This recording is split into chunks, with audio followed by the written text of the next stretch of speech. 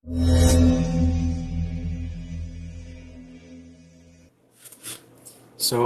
hello everyone. Ngayon, ang topic po natin ay Essential of Morality. Previously, napag-usapan natin ang prinsipyo ng Imago Dei. Napag-usapan din po natin ang natural inclinations ng human beings. Ngayon naman po ay ang good and evil as essentials or essence of morality. What I mean by essence ay essential things in morality in which morality would not exist without these topics. Kasi ito yung topic talaga sa morality, yung good and evil. So, let's start. Let me present this. So, yun. Um, ito ay,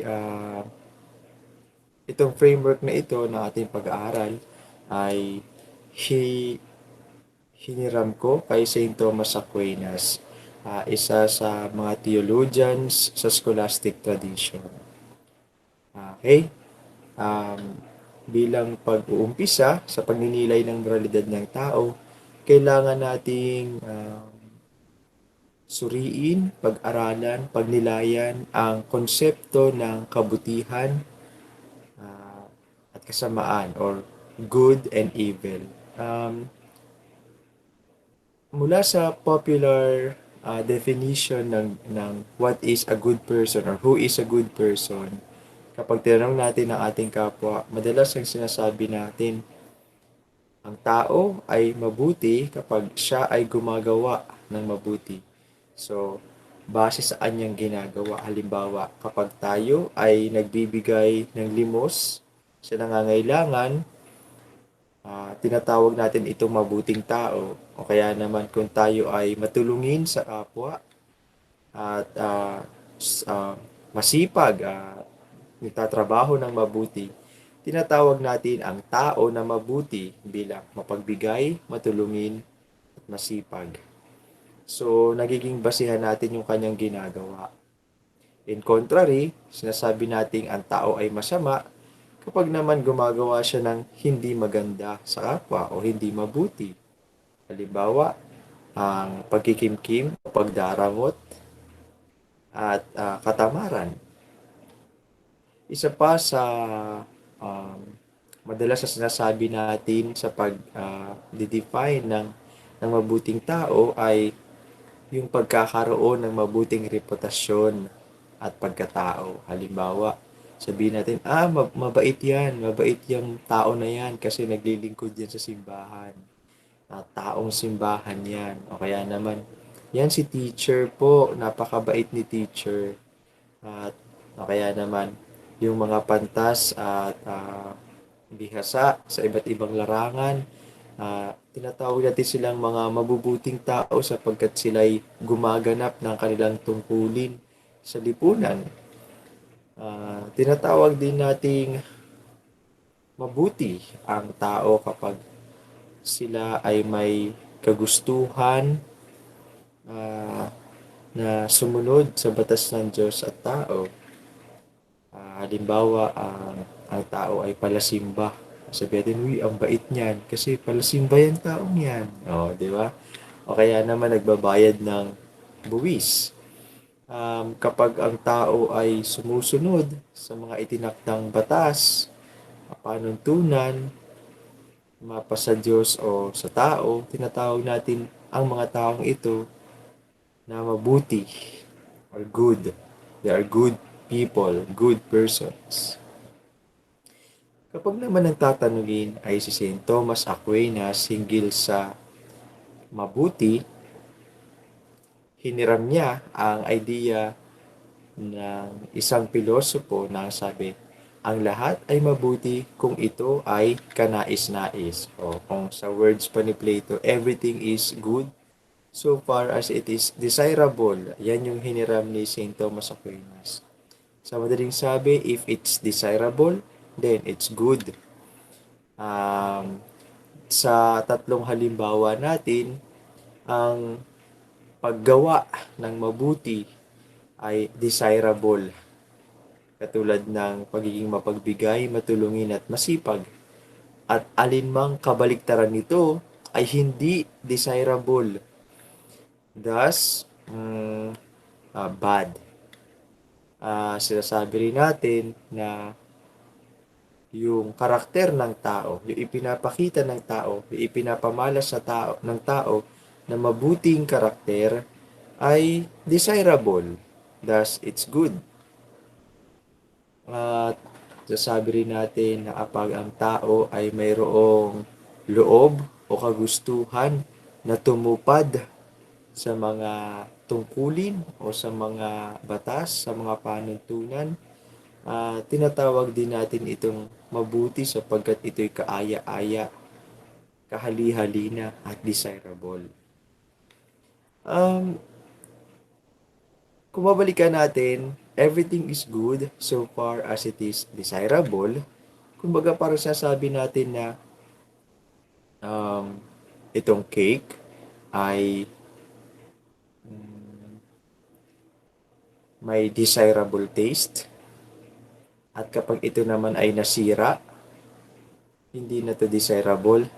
Thus, while it's having the qualities of desirability, para bagang kung anong dikta ng appetite, ng panglasa na ito'y masarap, ito'y sought after, parang ito ay dinidesire, ito ay good. Kapag ito'y nasira, hindi na siya good. At halimbawa, kung kilala ninyo itong magandang babae na ito, she is beautiful. She is beautiful and beauty is desirable. Thus, good. Okay. Sana yun, no? Ayun yun. Okay. So, she is beautiful and desirable. She is desirable. Thus, good. In that sense. Pero, kay St. Thomas Aquinas, hindi natatapos doon ang mabuti. Kasi para sa kanya, itong notion na everything is good so far as it is desirable, kumbaga parang yung good ay added doon sa being. For example, yung cake ay may goodness. O kaya naman, yung babae na may beauty ay added. Parang ganun lang. So, kung makikita mo, being, okay, desires good thingy. Okay? So, para siyang hiwalay at kung may goodness man, idinadagdag lang. Kay Thomas Aquinas, medyo hindi naman niya sinasabi na uniform, pero sinasabi niya na goodness and being are really the same and differ only in idea. Ito naman, may pagka-Aristotelian. Ibig sabihin, the mere fact that the thing is, thus it is good. Yung kumbaga, dahil ito'y umiiral, ito ay may kapasidad ng perfection. Dahil ito ay may actuality. Medyo itong mga konsepto na ito, no, medyo kailangan nating hukayin ulit. Sige, magbibigay ng mga halimbawa, no. Ito yung mismong sipi galing sa Summa Theologiae. Hayaan yung basahin ko po. Every being, as being, is good. For all being, as being, has actuality and is, in some way, perfect. Since every act implies some sort of perfection, and perfection implies desirability and goodness, hence it follows that every being, as such, is good. Ito, pag sinabi nating being, hindi lang ito tumutukoy sa human being. Maraming klase ng being. All that is, ano ba? Kahit na hayop, sila rin ay being. Halaman, being rin yon. Bato, being rin yon. cactus, being rin yun. So, itong mga umiiral na mga bagay, they are called beings. So, may bigay ako ng halimbawa ng being. For example, itong horse. Um, Horse as being. Sabihin na lang natin, um, every horse as horse is good. For all horse as horse has actuality and is in some way perfect. Alam nyo ba na may mga other beings other than horse ay may potentialities ng kung ano man meron o may kung ano man maakayanan meron ang kabayo. Halimbawa, kung ang kabayo ay may uh, in act in actuality ay mabilis tumakbo, may mga ibang being na nafo-forge iyon, na mafo-forge yung bilis, yung lakas ng kabayo, subalit ang kabayo lamang ang perpekto sa pagkakabayo, sapagkat ang kabayo bilang kabayo ay perpekto. Ang kabayo bilang kabayo ay perpektong kabayo. In short, the being in itself is perfect, okay? Because of its actuality. Since every act implies some sort of perfection, and perfection implies desirability and goodness. Kapag sinabi nating perfection kasi, pag sabi mo perfect, since perfect is also good, it is desirable. Kumbaga, pag it is sought after. Ang magbibigay ako na sa mga example. No? Parang umiikot-ikot yung aking konsepto kasi ganun circular din yung ano niya yung kanyang konsepto, no? Eagle. Okay. There are other beings that flies, okay? May mga ibang beings na may potential na makalipad o makagawa na akayanan na nagagawa ng isang agila. Subalit, ang agila, sa kanyang pagiging agila, ay perpektong agila. Meron siya mga ginagawa o mga dinidesire din na maapagpa-perfect sa kanyang pagiging agila. Halimbawa, ang agila, bilang agila ay naghahunt ng kanyang maakain at yung kanyang pagkilos at paggawa ng bagay na iyon, halimbawa paghahunt na iyon, ay nakakapagpa-perfect sa kanyang being, nakakapagpaganap sa kanyang pagiging agila. Okay, tanging agila lamang ang maakagawa ng kung ano man ang ginagawa ng agila bilang agila. In that sense, that is good. Okay? Ang kay Thomas, ang existence o being ay good. Okay? Isa pa. Ang mais, sa kanyang pagiging mais, kung titingnan mo ang kanyang disenyo, ang kanyang pagiging, okay? Its being, ang kanyang pag-absorb ng nutrients, ang kanyang pag-absorb ng sinag ng araw, ang lahat ng ito, ang lahat ng mga ito na dinidesire niya, okay? To make itself, to make the corn self actually corn or actually being ay desirable at ito ay nagpapaging ganap sa kanya bilang being. Medyo ang hirap pala, no? Ang hirap i-inculturate sa language na nakasanayan natin itong Western tradition. But let me justify things in simple manner. Good is found in the nature and design of things. For example, kung titingnan mo itong isda, ang kanyang kalikasan, likas sa isda o natural sa isda ang mamuhay sa tubig sapagkat ito ay naayon sa anyang disenyo. Okay?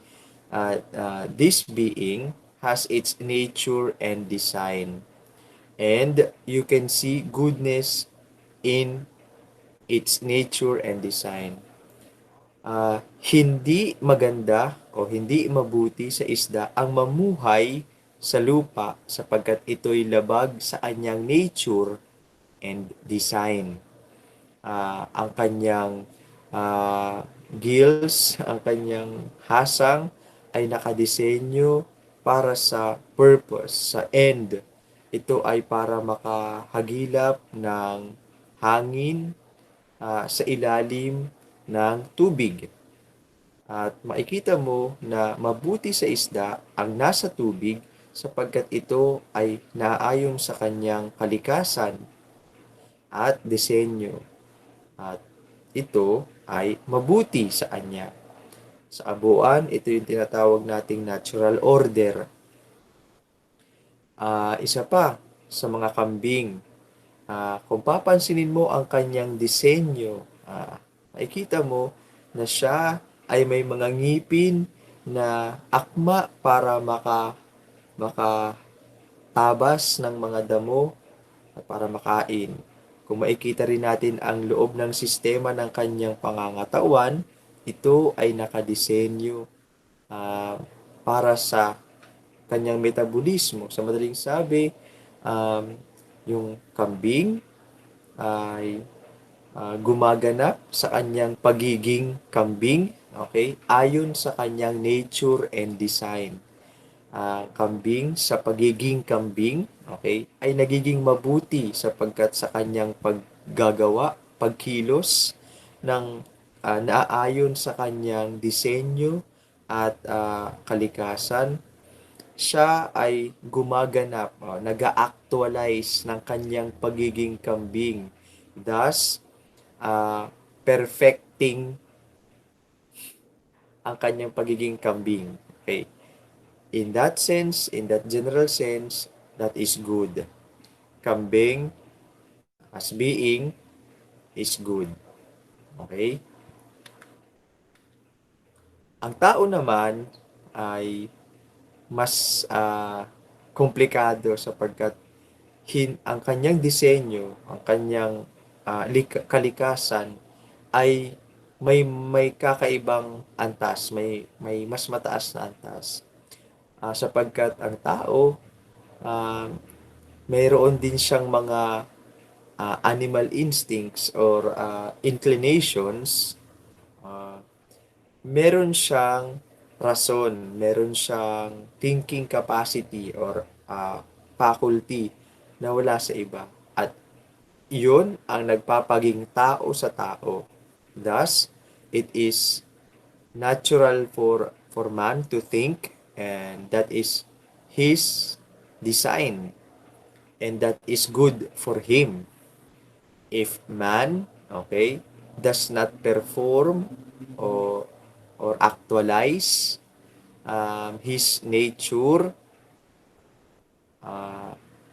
which is a reasonable thinking being, okay, he is against his design. At ito, kung gagawin ko linear yung thought, if you are against the nature, you are against the design. If you are against the design, you are against the designer. And who is the designer? The creator, the maker. Okay? So, yun yung linya ng thought na ito kung ating hihimayin. Subukan natin tingnan yung kabutihan ayon sa nature and design. Magbibigay ako ng isang halimbawa ng walang buhay na being, which is doorknob.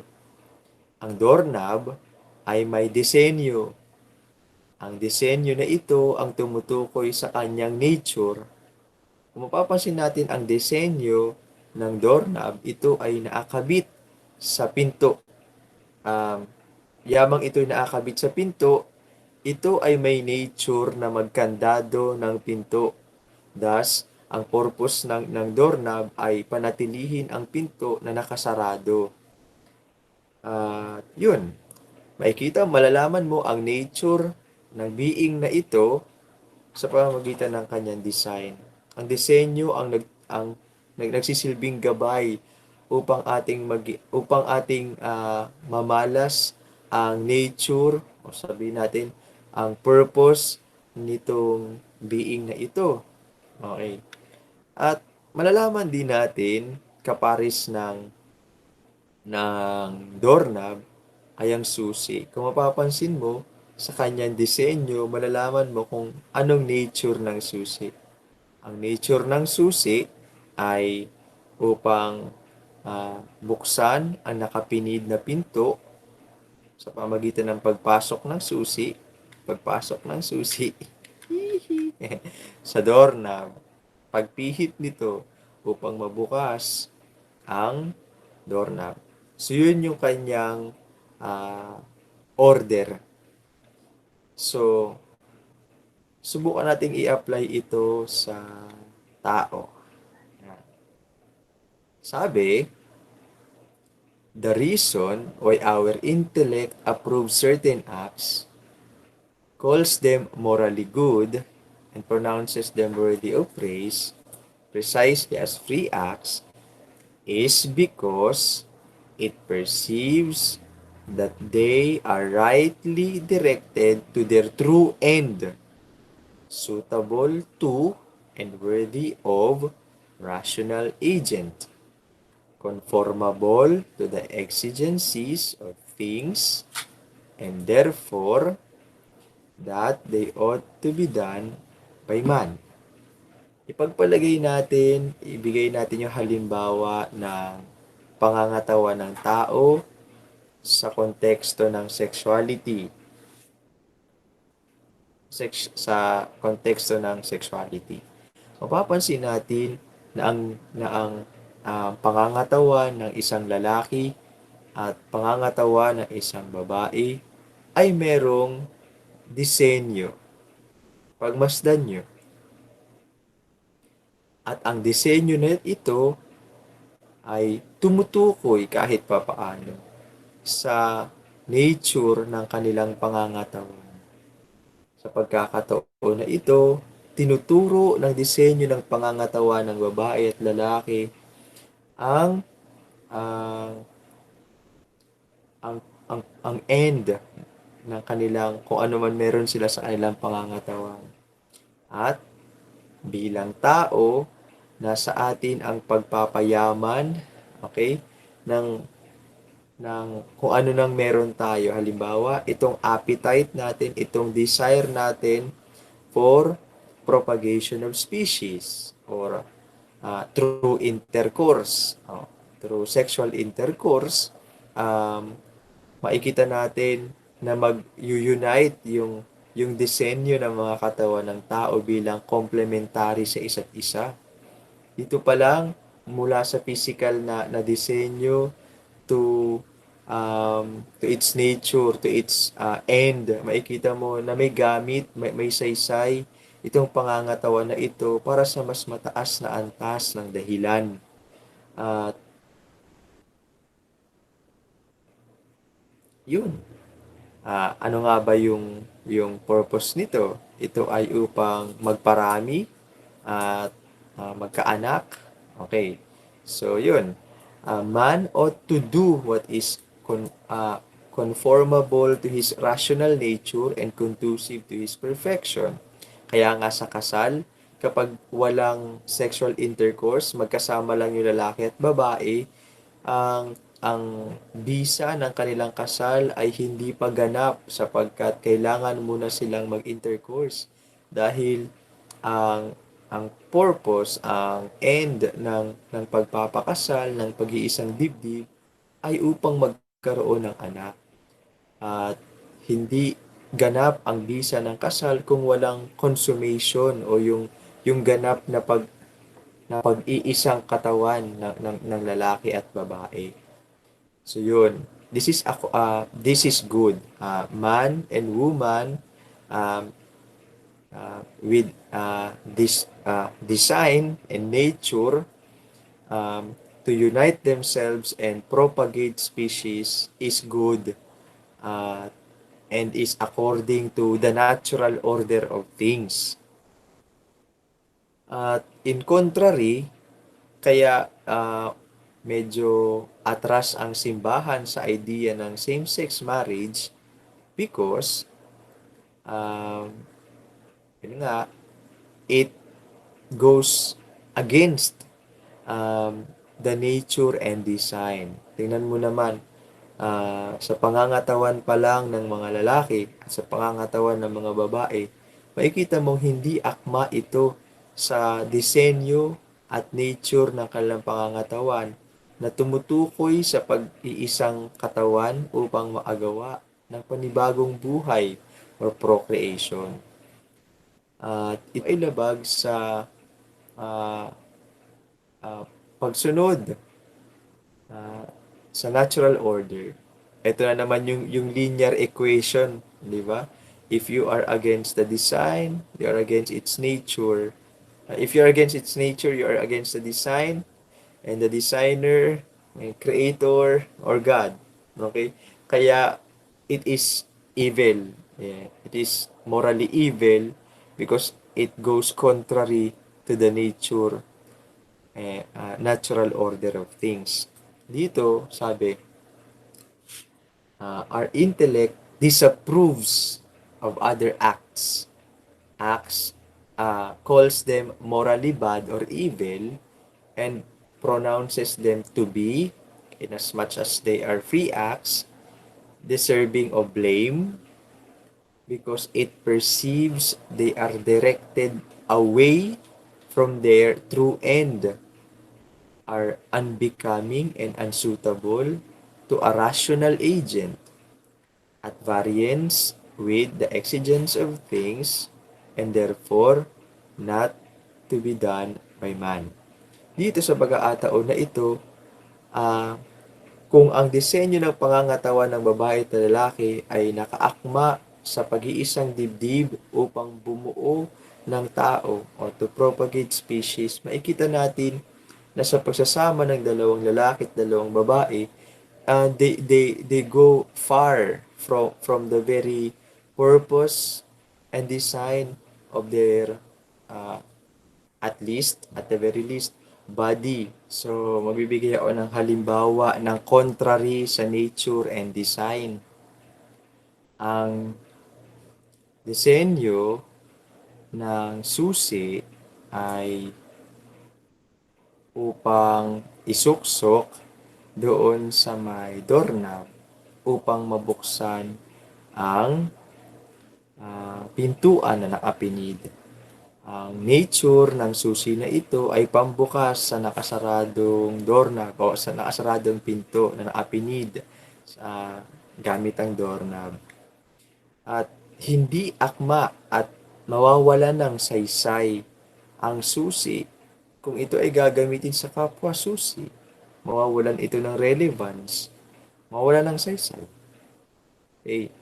At ganun din naman kung ipaparis mo itong dalawa, hindi ito mabubuksan. Sabihin na nating mababaw na analogy ito, pero kung ikukumpara natin sa mas mataas na uri ng being na may kakayanan upang mag-isip,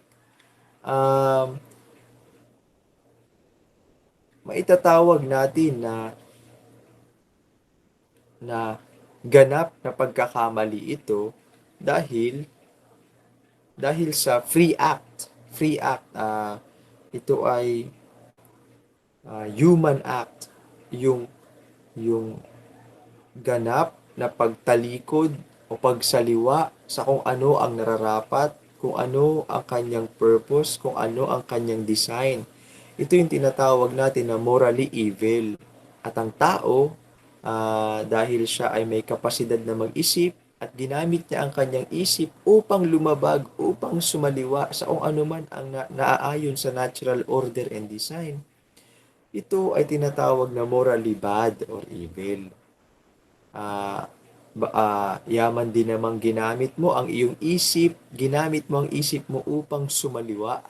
Ito ay deserving of blame, or sabihin nating responsable o responsibilidad mo kung anumang pagkakamali ang ginawa dahil ito ay deliberate. So yun. At sa morality, moral evil, these are the things that man ought not to do, that which is unworthy of rational being, and which instead of perfecting, debases him. Kung dun sa may prior, it is good for man and woman to consummate marriage, to propagate species, and that act makes them perfect beings, or perfecting their being human beings or rational human beings.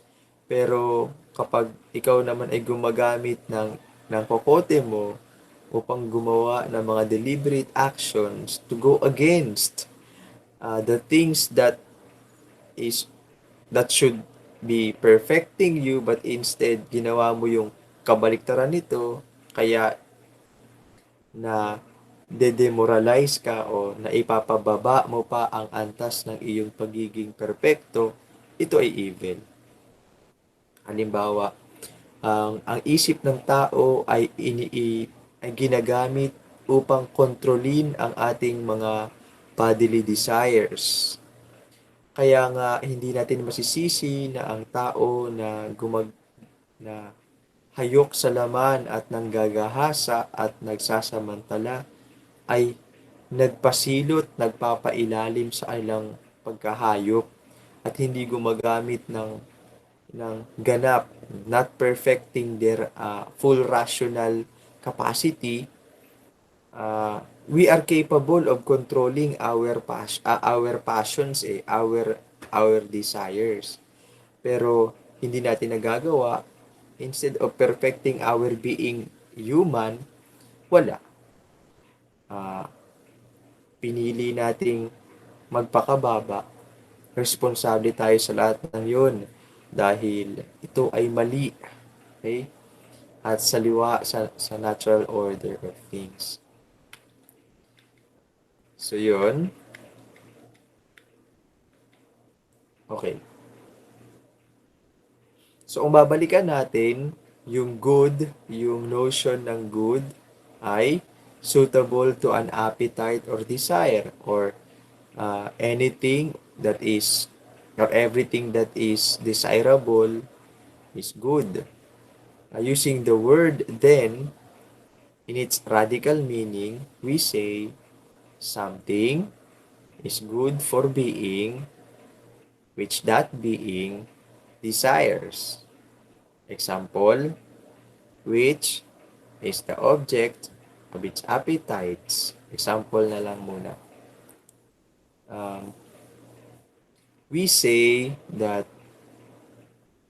yung damo ay good para sa kambing dahil ito ang dinidesire ng kambing. Gusto niya ng damo.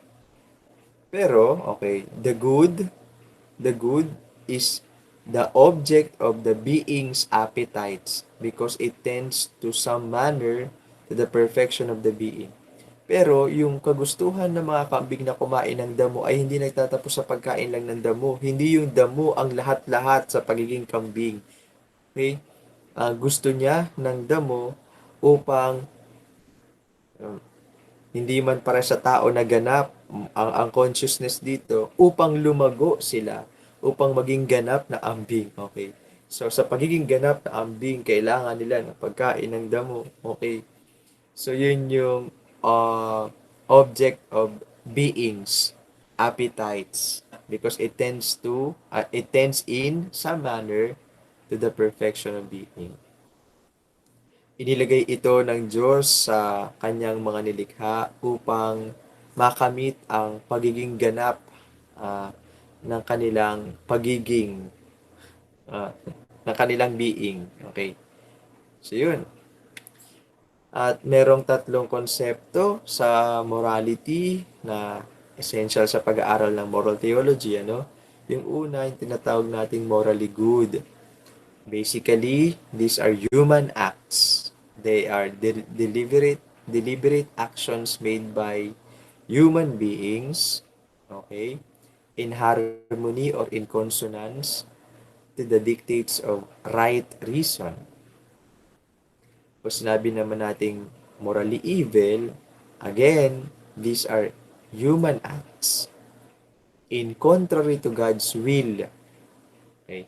Itong God's will, gumawa ako ng linear equation sa God's will, no? Kasi ang haba ng discussion ni Thomas, parang ganito lang yun.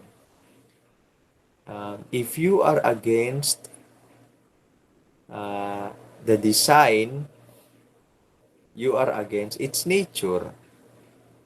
Thus, you are against the designer, okay, who made its nature. It's who put the end on the things he created.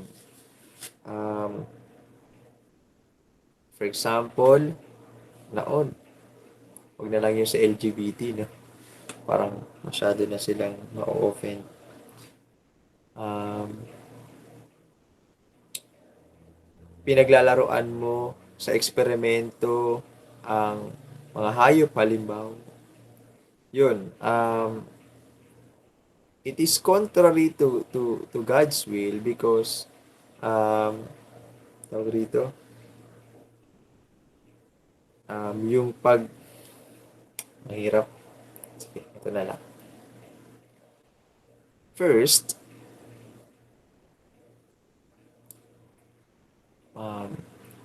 yung pagpaparitoke.